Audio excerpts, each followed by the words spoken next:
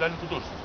Если это было документально, да, а я имею право на где-то домысел. Минуточку. Ты пишешь научный, значит, получается, что... То есть вот это вот документальное художество, это очень опасная, я считаю, мина замедленного действия. Да. Люди читают неопытные, говорят, смотри, это правильно, это я в архиве сам видел, это факт, это все знают, и вот еще интересная вещь.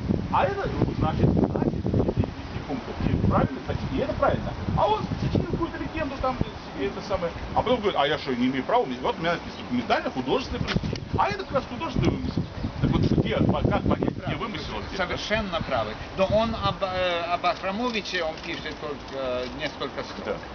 Вот, понимаете, нашли достаточно случайно. Да, мы случайно. Мы ходили когда к Метнерам, да, по-моему? Да, случайно. Нет, я говорю, слушай, говорю, да, нет, а мы как-то, я говорю, ты ищешь Ахрамовича, а да. я ищу Ашмарин. А я говорю, а то я Ашмарин, да. Что такое, вот, понимаете? А потом поняли, о чем речь. Поняли, о чем речь, я говорю, подождите, Ашмарин, вот он, пожалуйста. Так это же да. Это же поляк.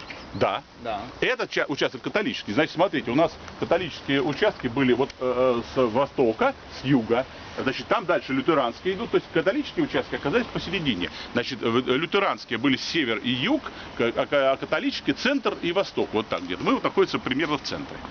Вот и Кубовище. То есть здесь даже по фамилиям можно найти, значит, как бы здесь. Сейчас уже русские фамилии, естественно. Но вот старые надгробия, если вы найдете Едвига какая-нибудь, Карловна какая-нибудь, там какая-то Будейская там какая-то, ну это Полька, понятно, какая-нибудь там.